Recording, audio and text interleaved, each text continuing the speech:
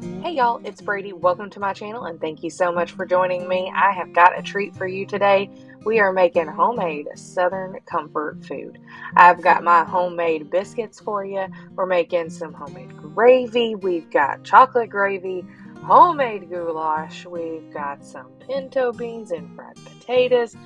Y'all, you're not going to want to miss this today. We have got the Southern comfort food coming up. All right, so let's start with making some homemade biscuits. You saw my butter and my shortening there, and I have got several cups here of self-rising flour, and I'm just going to work this in with my hands. You can use a pastry cutter, whatever that you prefer. You are just going to want to get this, all mixed in.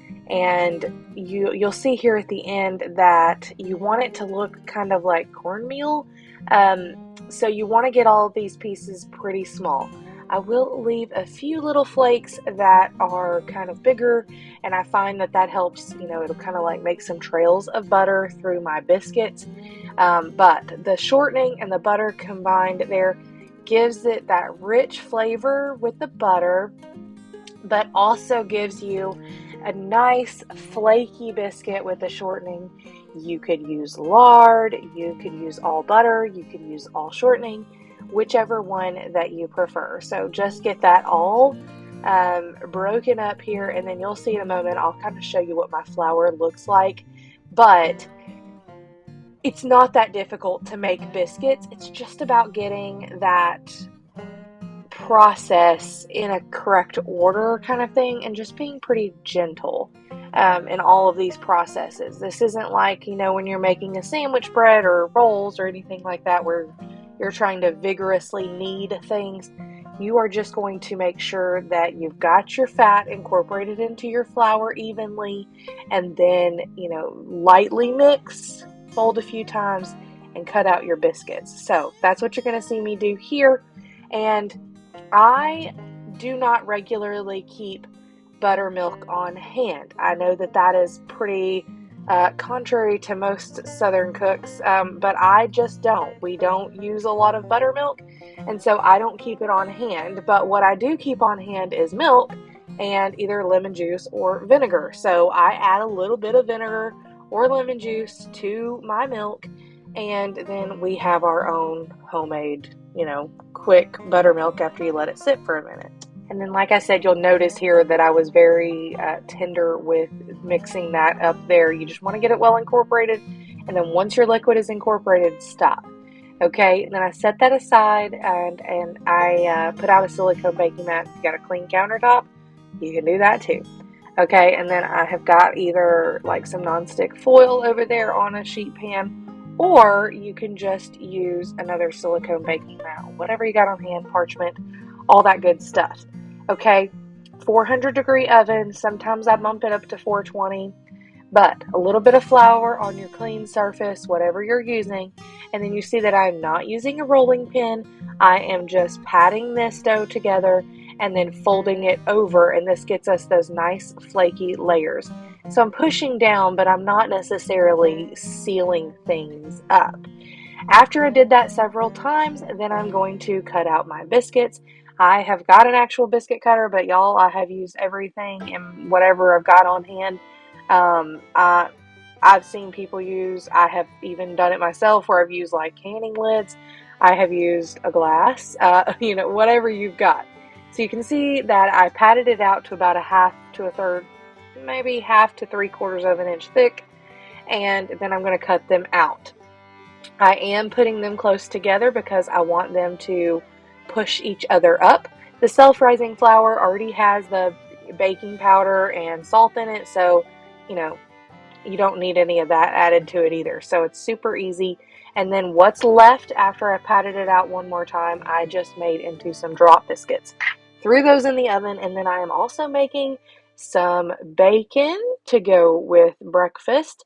Now, oftentimes I do make bacon on the stove, but I had pinto beans going that you'll see in a moment for dinner. And then we also had 2 different gravies this time. And then I also was doing some the biscuits, set up. I had a bunch of stuff on my stove is what I'm saying. And so I just used my electric grill over here. So we'll come back to that bacon, but now we're going to make some gravy, and I am using some bacon grease. So if I were to fry my bacon up in here, then I wouldn't use all of the grease, but I keep my grease in a mason jar with a lid, and then I just put it in here. So heat it up over medium heat. Once your oil is warm but not like smoking, then you're going to add in several tablespoons of flour, equal parts, and then this is the part that I can't really give you a measurement on. Once you have cooked your flour for 2 to 3 minutes, stirring it like that, you'll smell that it doesn't smell like raw flour anymore. I don't know how else to describe that. But after about 2 to 3 minutes, stirring it frequently, you can use a whisk or my favorite Rachel Ray here, spatulas. These are nylon, and so they do a really good job with the angle and everything. They're different than any other ones I've seen, but I've used them for like 12 years. And I absolutely love them. They are linked down below. Not trying to sell you anything, but if you're just wondering where these come from, that's what they are. Anyways, I don't use a whisk for this process because of that spatula. Okay, so then you're just going to stir constantly. I lower my heat to like medium low. And then it takes just a few minutes. When it starts to bubble, then I will add in some salt and pepper, turn the heat off, and gravy is done. So you'll just want to taste it and have, salt and pepper to taste that you prefer. This is a really quick and easy way. All in all, this took about 10 minutes. I did speed it up. But from the process of heating up the bacon grease to flour and making the gravy, it was about 10 minutes. Okay, now I'm making something that I grew up with, which is chocolate gravy. And this is definitely a treat. This is not one of those health food craze items.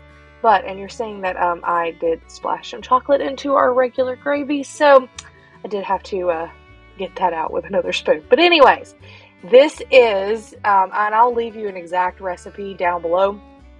I grew up with my Nana making this, and she never, ever, ever used a recipe. She just eyeballed it. But what you need for this is that you need some sugar, some cocoa powder, some flour, and then like a pat of butter and a splash of vanilla, as well as some milk. So with the milk, I add all of that in. Unlike the flour and milk that I added to the white gravy, I actually add the milk and then begin to heat this and stir. And this one takes a little bit of process just because you want to do it over low heat and everything is coming together. Then at the end, once your gravy has thickened, then that's when you will turn your eye off, add a pat of butter and a splash or two of vanilla, and you are good to go. But because I don't use exact measurements, I am going to provide a recipe that I have used before down below in the comments, or not in the comments, in the description box, so that you can find those exact measurements for the gravy, for chocolate gravy. Okay. So my husband wanted just white gravy and some fried eggs. So I have got those biscuits opened up here and putting the white gravy on his. And he's got eggs and bacon.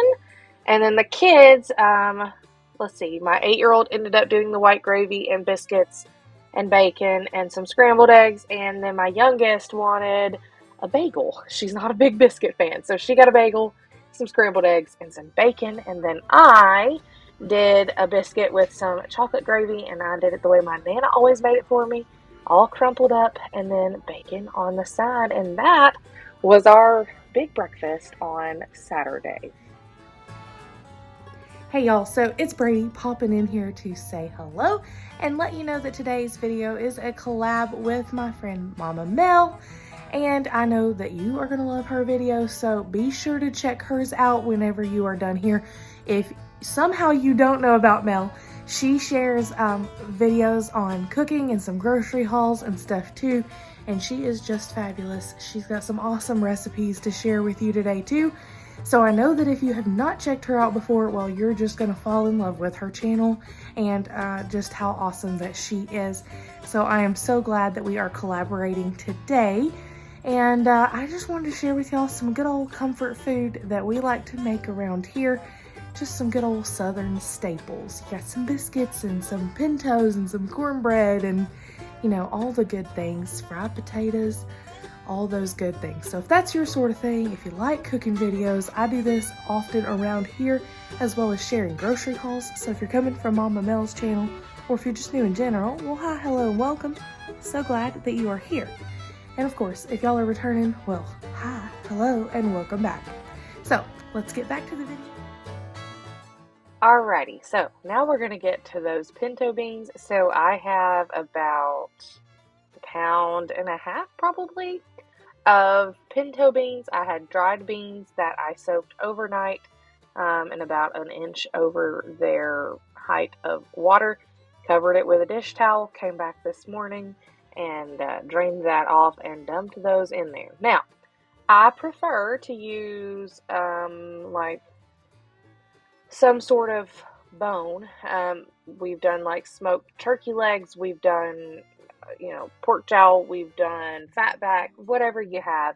I didn't have any of that somehow on hand. You can also use a ham bone, whatever you got on hand. But I actually just used some good old bacon grease this time. And then I am adding in about 12-ish cups, maybe 16 cups of water here and a little bit of salt and pepper. You don't need a lot of salt though if you've got bacon grease or that, bone in there, just because of the way those things are cured. But with that, you're want to add your water in here.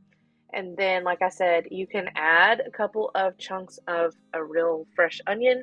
You can use what I did, which was some minced onion, dehydrated onion, whatever you have on hand. And again, like I said, you don't need a ton of salt here.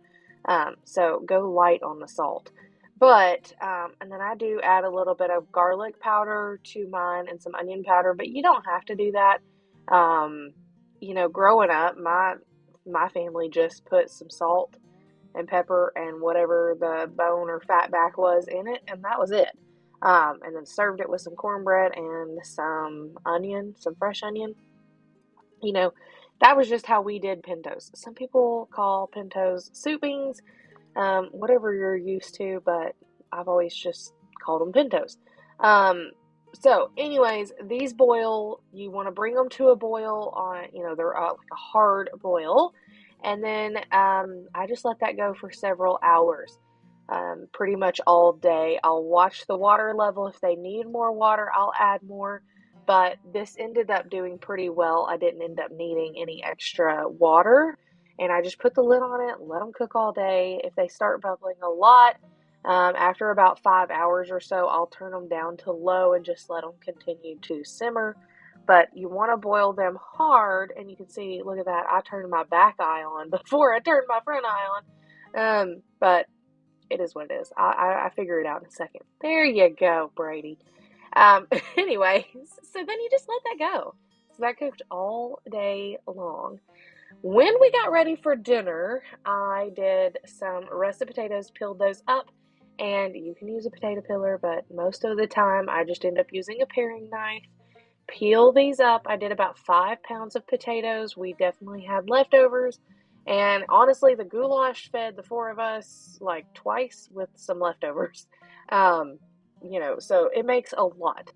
And it's just such a good comfort meal to me. But anyways, peel these up, and then you'll see that I slice them about 1/4 inch thick. You'll see it in a minute. But after I peel all of these up, I'm going to rinse them off, and then we'll start to cut them up. But once you get them all cut up, you peel them up, cut them up. What am I trying to say here? Once you peel them, you're going to cut them into those 1/4 inch slices, and then you're ready to go. And I just add a few tablespoons of oil, like you'll see in a minute, and fry them up. And it takes a little while, but they are so, so good. So, as you see, I'm just peeling every last one of those up. I do not have a garbage disposal, so I put mine in a bag, and then if we had chickens, I would toss those scraps out to the chickens, but I don't, now you're seeing me rinse these lovely potatoes off and put them into a bowl, and then I'm going to grab another bowl, and because you'll see my cutting board here gets rather full, but you can see they're all about 1/4 to 1/3 of an inch thick, and then we're going to just pile them up and they'll be good to go. And then after I slice all these up, I'm going to go ahead and dice up some onion that I had left, about 1/2 of an onion for the goulash. So here's my potatoes. You can watch me do the rest of that here in a moment, but let me know how you do your fried potatoes. Do you make fried potatoes in the air fryer? Do you do them on the stovetop? Do you just roast your potatoes? Do you leave them sliced like this, or do you dice your potatoes? Do you use frozen potatoes? What do you like to use for fried potatoes if you make them? I'm really curious to know. Okay, so that's everything there about this, and then I'm just going to get my little area cleaned up a minute, and then I will be able to dice up my onion here. You saw I had this in the fridge, so like no, none of this is like perfectly cut, and normally I would use a chef knife to slice up an onion, but y'all, I'm not getting out another, I almost said another onion. I'm not getting out another knife just to slice up an onion that I already had a knife in my hand. Does that make sense? So no, it's not perfect, but it's fine. Okay, couple of tablespoons of olive oil, or actually I think I used canola oil here. Anyways, put some oil in a pan and heat this over medium heat. I don't even actually let this get fully hot. You can. That's probably the preferred way to do this. I grew up making them in a cast iron skillet, but I use my large, like deep skillet this time from Caraway. But you can use whatever big skillet you've got on hand. And then I did end up adding a few tablespoons of water to this as well, but I forgot to film myself doing that. So anyways, I like to season this up with garlic powder, so I'm going to generously put some garlic powder in there. You can also add some diced onion directly to your potatoes, but my kids don't like the onion in it, so I didn't do that. I just used the onion in the goulash, and it kind of cooks down, and they didn't really notice. So anyways, and then I put some salt and pepper and either onion powder or minced onion, whatever you've got on hand, or like I said, you can do fresh onion as well.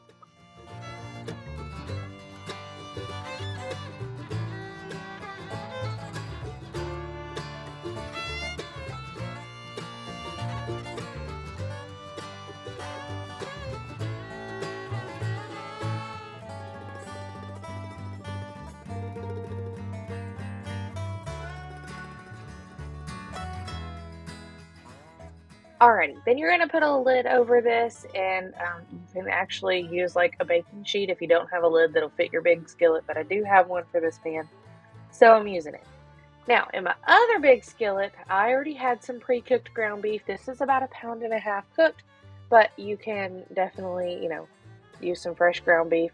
I've seen people also do venison, just whatever you prefer, whatever you have on hand. So while this is heating up in my pan, you can see it was cold in my fridge, but while it's heating up, I went on ahead and threw in the onion as well, and then I'll add some more salt and pepper and some garlic powder. But while all of that is heating up, it'll actually cook down the onions, and you'll see what I mean in a minute. We get them mostly translucent by the time that this meat is heated up and sizzling. So if you're doing this with fresh ground beef, what you would probably want to do is cook your ground beef about halfway done, then throw in your onions, and with a little bit of the grease from the fat that has drained off of your ground beef, it'll help cook your onions. So that's what I am doing with this, but you can do it either way that you prefer.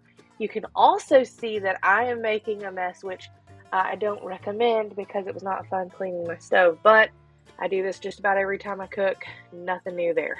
But I got salt and pepper and everything everywhere. And yes, I did just toss that into my floor because I vacuumed after I cooked dinner. So to get all cleaned up. But anyways, that's that. Gonna give this a few minutes. I think because this was cooked, I think it took about 5 to 7 minutes to heat up, heat through, and cook those onions. Here's a look at those rolling boil beans. Those have been cooking for several hours at this point, and that is when I turned them down. Okay, you can see what I meant by this has kind of cooked the onions through most of the way, and then we have cooked heated up our ground beef. But at this point, you're going to need a 28-ounce can of either diced or crushed tomatoes, as well as some beef broth or water. I always grew up using water. I do think it gives it a little bit more flavor if you have some beef broth, but you don't need it. So go in, deglaze your pan. It's going to get all those good bits of flavor from your ground beef and onion to come up off of that pan, and we definitely want that flavor in there. So add in some beef broth or some water. I used half of that carton. And then you'll see in a few minutes that I ended up adding some more to that. But that's what you need there. And then you're going to add in your crushed tomatoes, and then we'll add in our elbow macaroni in a moment. I used a little over half a box of elbow macaroni, and then also the full 28-ounce can of tomatoes. So I used crushed tomatoes because that is what I had on hand, but you can use tomato sauce if you don't want any chunks. And you can also use diced tomatoes or any combination of the two. You just need about 28 ounces of tomatoes total. And then, like I said, I also decided to add some more broth to this too once I added in my noodles, just because I didn't want them to be dried out. Okay, so that's what I did here, stirring this up, and then you'll see those noodles go in. And these are not pre-cooked noodles, they are just straight from the box, and that's what you need the extra liquid in there for, is because that is going to cook your noodles right into the dish. And then when your noodles are done, your dish is done, and you can serve that up to your people and get those bellies fed.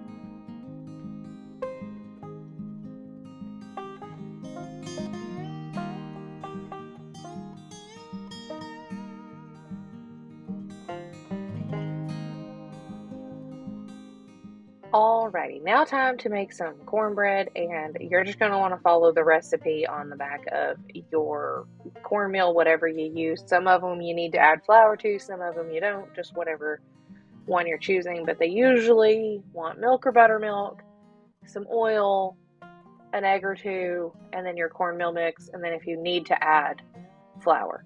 And then I'll show you the consistency that I like to get mine to. This wasn't quite enough milk for mine, so you'll see I add some more, but it just gets a good consistency. And what you saw when I first shared with you was me putting some oil in that dish that I am making mine in, and then I put that into my preheated oven. It preheats that pan, and then or that dish, use a cast iron skillet, whatever you're using, preheat it with the oil, and it gets it nice, and you get a nice crisp all around your dish of cornbread. So mine was still a little lumpy, so that's why you'll see that I added that milk. But once you get it to the consistency you like, then you just pour it to your hot dish. Be very careful here, and then put it back into your oven. I think I cook mine usually about 425, and until it is nice and brown on the top. You want to let it sit for a few minutes so that as it cools down, it does not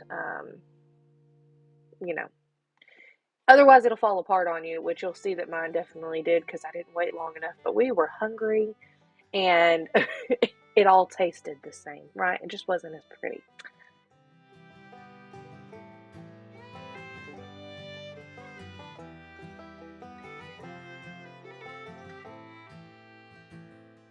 Okay, and here is what the goulash looks like when it is all done. You can see my liquid cooked out. Those noodles are nice and done, and it was ready to go. And I really can't convey how much this makes, but it makes a ton. There's our fried potatoes, and we seasoned those up, like I said, with salt and pepper and everything. But you can add more if you need more.